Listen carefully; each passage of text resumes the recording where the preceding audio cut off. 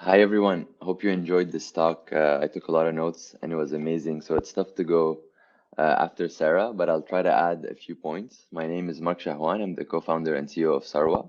We're the first fintech to be licensed in the UAE, and our mission is to help people build their wealth, specifically through stocks and ETFs, and more recently crypto as well, to basically diversify their investments and make money through the stock market.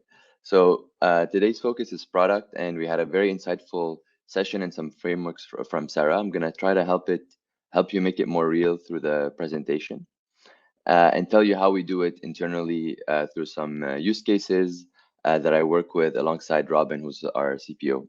So Sarah mentioned the product market fit survey. We actually did use that, so I'll give you a bit of a flavor around what it's like to implement it.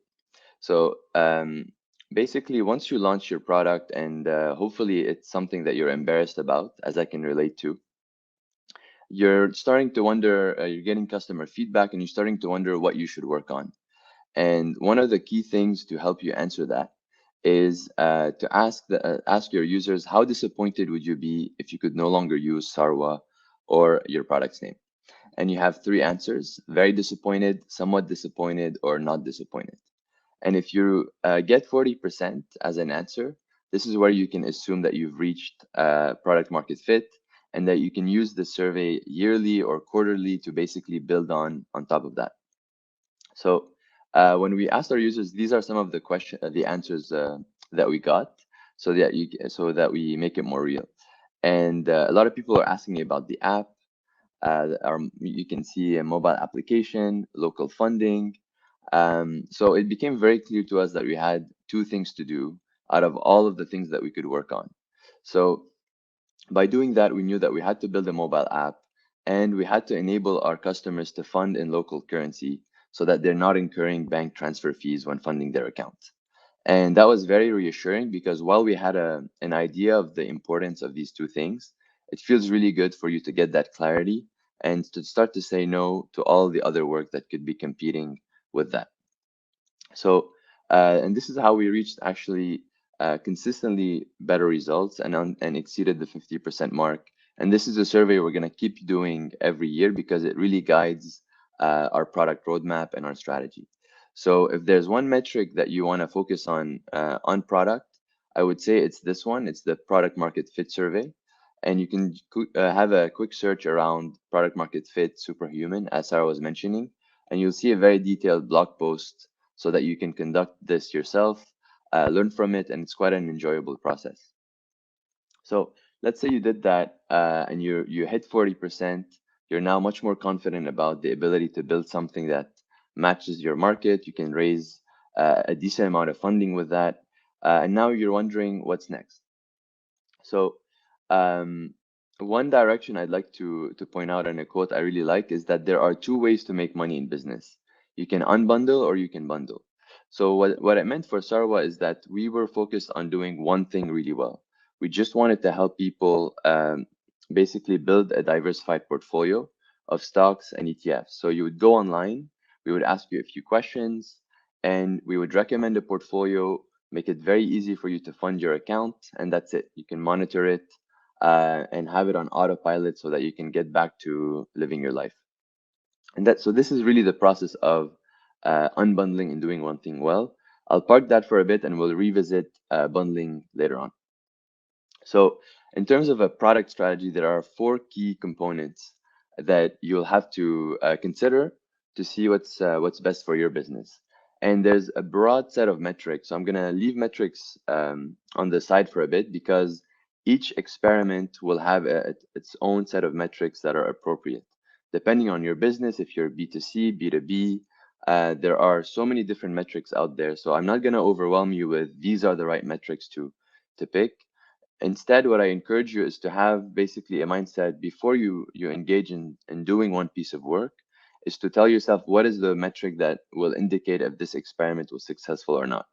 So I'll give you an example of some of the work we did across feature work, growth work, scaling work, and Pmf expansion. There isn't really one that's more important to another than another. The key lesson for us was realizing that depending on the time, um, a common mistake is to work on growth work when we should be doing scaling work, for example. So I'll give you some examples, and in the Q&A part, I'm happy to go deeper into it. So in terms of feature work, this is after our MVP stage. We were very happy to launch, but then we knew that it was still embarrassing, right? So we wanted to improve certain things. Some features we launched was the ability to basically fund your account directly via the Sarwa app, so that you don't need to go online to your Emirates NBD or HSBC and fund money that way. So this is making our existing Sarwa Invest product better, easier, and some metrics there are around how fast does it take to open an account, and or how many people are using this feature compared to the manual way. We also introduced socially responsible portfolios. So that was quite an easy thing to launch, where we took our existing portfolios and added a layer that either makes them more environmentally friendly or Sharia compliant for our Muslim investors. So this is all in the same realm of feature work that gets done on a weekly, monthly basis. Then we have growth work, and for a lot of us, this is some of the most exciting work because it's very experimental, and this is where we can work more on a weekly basis rather than have big projects. So growth work is something that's actually quite easy to do, especially when you're small, when you can all fit in the same room, when you can get everyone on the same call. And you have people from marketing, from ops, from customer support, advisory, all types of departments, where you start to basically you pick one part of the funnel, let's say acquisition or referrals, and you just focus on that one funnel for a quarter or two, and you say, what are the pain points in that funnel? And this is where you have a bit of a design thinking session with a lot of post-its. You draw out all the different pain points and you map them out together, and once you have these pain points, you start to see certain trends. And based on these, you can build experiments with a certain metric that you wanna move from that experiment. So this type of work tends to be much more on a weekly, bi-weekly basis, and you do checkpoints along the way. And and to give you some taste of that, for us, it was really about the onboarding experience. We realized that a lot of the pain points in financial services in the UAE was opening an account. It was very long, very boring. It required a lot of documentation. A lot of people were living with their roommate, or didn't have a proof of address in their name. So this is where we really started to experiment. Okay, what if we introduce a process where you can use your roommate's proof of address? So they seem very small initially, but as they compound, you tend to improve your product exponentially, and you keep growing in that process. Now, as you grow, we found that growth work tends to become more difficult, and a lot of teams end up forming their own growth team as a separate unit, or most often within the product function, so that you keep that experimentation going as you scale. The third type of work is scaling work, and this is sometimes the least intuitive for founders or product managers, because it can seem less exciting, and it tends to be quite longer, and it's rather in terms of 6 to 8 months from our experience. So scaling work is you focus on bottlenecks, or you focus on the deep issues that you've been ignoring for a while at the expense of growth work, and eventually you discover that you need to solve them to unlock a whole set of opportunities. So I'll give you an example. For us, at some point, we realized that we needed to accept client money. So back to Sarah's framework and the business canvas, in fintech especially, you have reliance on multiple partners. And it's a good thing when you start, because it allows you to launch faster. But through time, you realize that there are certain areas that you want to own within your value chain. So for us, that meant the funding system, where customers send money directly to us. This is something we wanted to make core at Sarwa. So it actually took us around 6 to 8 months to basically change our brokerage, upgrade our license. So this is a lot of compliance work. But ultimately, once we launched that project, we ended up really exponentially increasing the redeposits from people that just were able to fund for free and enjoy a better funding experience. So The one thing I'll leave you with on scaling work as well is that it can seem dry, but there's always an opportunity to make it to make it sexy and interesting. So that, for example, we ended up launching a video that we filmed in our office, and we branded a bit of the changes in the backend that we made. And users actually really enjoyed learning what's happening behind the scenes, and being involved in not just the feature work, but something much more exciting. So we even branded it Sarwa X, and until today, people still use that terminology from something that was very much backend for the most part. And finally, the Pmf expansion work, which is launching new products or entering new markets. So back to the code I was telling you about, where you can either unbundle or bundle. This is where last year, with the resurge of active trading and our customers' needs that need a bit more personalization, instead of just doing one thing really well and focusing on advisory only, we expanded our mission to now incorporate zero commission trading to allow our users to buy and sell stocks and ETFs on their own. So this was a key pivotal moment for us, and it became very exciting to build something even greater. And a key enabler was the product market fit. So by looking at the users' answers around wanting more personalization, wanting more basically control over their investments, it backed the hypothesis behind launching new products. So this is where we launched stock trading. We're now looking at crypto as well to keep adding additional features, additional products, and expand the ceiling basically. So putting all of that together, this is where you can get a roadmap. I don't necessarily anchor too much on the roadmap exercise. It's good to have a general view, but we've shifted basically a certain product, certain projects here and there.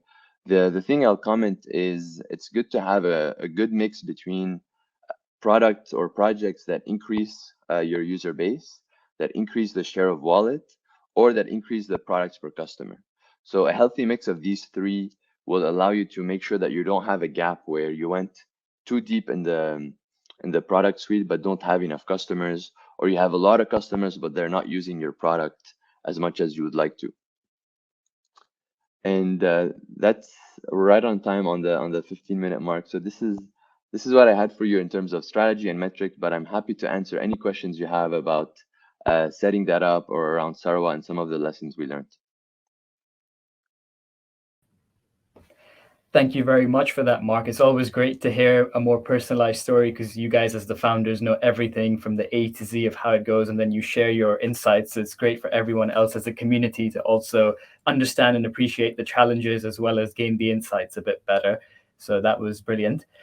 Right, we'll jump into some of the questions a bit because I'm sure there's people who are very keen to pick up a few more things.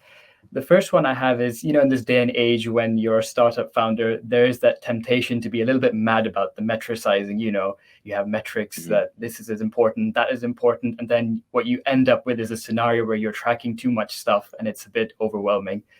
To that effect, what would you say is the one metric that matters, and how would you figure this out? Yeah, it's a very good question. I would say it's a mix. I'll tell you how we went about it. So we the the way we make money is by growing our assets under management. So it became very clear that even though we can have a lot of users, if they're not adding assets to the platform, this is not going to build a meaningful business. So for us, debating assets compared to users and revenue and all the different things, we ended up deciding on assets under management, not just because of its revenue potential or its revenue focus, but also from a behavioral side, we really like to see that customers are constantly redepositing every month, as opposed to trying the service once, investing once, and forgetting about their account. So it also kept us honest because if we're doing a good job and if we're building a good platform, people will keep adding money to the platform, and they also won't be withdrawing their assets and truly investing for the long term. So it means we're doing a good job at attracting the right investors that are long-term investors. So this was a bit of our thinking behind choosing AUM as our metric, or the main metric that matters, because it just involved great behavior, revenue, churn, and everything that you would want to see in your metrics. As we grew, now we started looking more at users, and of course many other metrics. But this is the main one that each week, when we had team meetings, there was a post by Paul Graham that basically said pick a number, typically 5% growth per week, and try to really beat that 5% or match that 5% weekly, because that's going to show compounding and exponential growth in the early days when you're about to fundraise. So in fact, all he says is that startups are growth. So uh, pick a number that will give you a good indication about your revenue potential and some of the behaviors you want to see, and one that you are going to be proud to show investors when you're raising money as well. Awesome. Very well articulated on that front. If we jump from metrics to roadmap for a quick second over here, and then we'll go back into metrics later. What would you say a good product roadmap? What would, in your opinion, this look like, or what does it need? For me, I would say a good product roadmap would have 2 to 3 like key strategic initiatives that can really move the needle with a clear indication of what are the metrics they're going to drive, what are some of the risks involved, and that for me is enough to really understand the potential of the business in the short term, and the focus as well. We tend to really overestimate how much we can do sometimes. So I would like to see some focus in the roadmap, um, and also the ability to move things around in case the market shifts. Because one that's a roadmap that isn't really adaptable in today's day and age is going to struggle. So I'll give you, for example, for us, we were planning to launch a saving product um, last year, but we shifted that to launch trading instead because the rates were super low, still are. Maybe that's about to change now. And the market was really much more demanding on the trading side. So that's why it's very important to have blocks that we can move around. And but ultimately, part of when you look at all of the products together, all the components together, it's important to articulate what are we building in the long term. So for us, that became about being the primary relationship manager when it comes to money for our customers. As a personal bias, I have to admit I am a Sarwa customer as well, and I'm glad you guys went with the trading instead of the savings thing. So, which Good. ties in quite nicely with my next question, which is more to do with user experience. So you touched on the user centricity of the platform and how it's very important to have that element. To that effect, what things would a startup founder or founders have to consider when they're aiming for user centricity in the roadmap? Um, yeah, I would say similar to what we've been saying. Well, before I answer that, the best way is to typically be the customer of your own product, and or to scratch your own itch so that you have a good feeling of what are some of the missing components, and if there are new developments, what are the ones that you would like to see on your app. So a lot of our ideation actually not only comes from our customers, but from our employees that are also using the app. So step one would be as much as possible to try to relate or use your product, especially if you're a first-time founder. That I find that gives us a lot of confidence to building something that or problem solving it in the day-to-day. And otherwise, for user centricity, I would say a lot of the tools that Sarah was saying. So there's both quantitative and qualitative interviews and surveys. So whether it's getting the engineers or the product managers to talk to customers, asking for surveys, doing the product market fit survey, looking at the answers. So ultimately, it's really good because at a certain point in time, you end up having very a lot of disagreements or healthy disagreements internally on what should be prioritized. But it's very difficult to argue against the users demanding this feature. And often this is what's going to be the main thing that's going to swing the decision one way or another. Top stuff. Okay, so here's another interesting one coming your way. What would be your one piece of advice for founders who are working towards product market fit, like the absolute most important one? I'll be biased. This is specifically maybe for fintech, as that's the field I've been focusing on. But I would say the one piece is to really, really nail onboarding and account opening. I really find that this is a good way to test your product, wow the customer, and really put your best foot forward so that you stand out from the competition and the traditional industry. So onboarding has been my favorite piece to really experiment and go deep on, as opposed to sometimes focusing too much on top funnel and the website. We haven't seen it. It's not as direct as a response to test your product. So I would really start with onboarding and cover that piece. Cool. And going back to some of the things that you'd mentioned, you obviously talked about the different types of work. You had feature work, you had growth work, you had scaling work, and Pmf expansion, to name some of them. What would you say, if you had to pick one out of those four, is the most instrumental one towards the future of your startup success?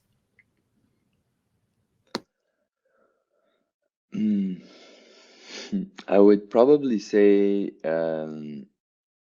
feature work, because I found that it's very important to go deep in a product and rather than launch too many products. So if you're doing a lot of PMF expansion without really focusing on the quality of each one, I don't think that's a very winning proposition in the long term. Um, so yeah, I would say if you nailed your MVP and continue to build features on top of it, that's probably the only one I would pick. But again, the whole point of this framework is to illustrate how you really need to shift between them. So don't get too attached to one, because also growth is really, really key to keep experimenting and not just build very big features or projects that are purely seen from a product angle. Cool. So the next one we have here is something a bit less rose tinted. It's what would you say is the biggest mistake that founders make when they're considering the PMF? I think the biggest mistake is assuming that you have PMF first before really trying to do that. So that's what was really insightful about quantitatively answering it with the 40% benchmark. So that if you don't have PMF just yet, that's really gonna dictate um, your other strategy. You might be focusing much more on certain features before trying to open up new markets. In fact, a lot of the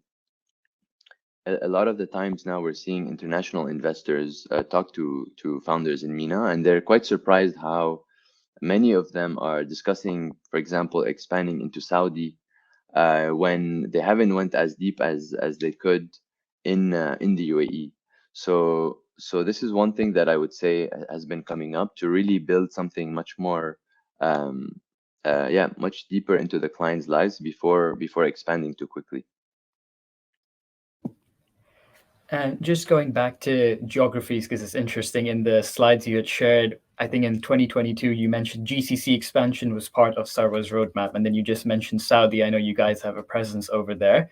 Would you say Mhm. that from a regional perspective, the different geographies, they have a key role as well in contributing to roadmap? And do some stand out more than others? So for instance, clearly Saudi is a huge market, but after that, would there be, this is another key one we want to hit? Or how do you go about splitting and choosing which geographies we really want to be a leader in?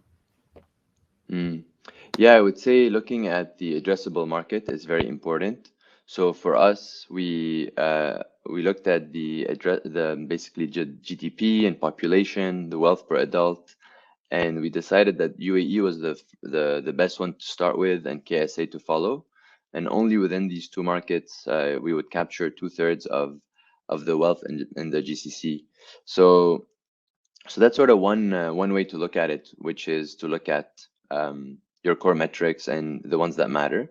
After that, we're also now very conscious of building a light model so that we're not overly regulated, where you're spread too thin across many different jurisdictions.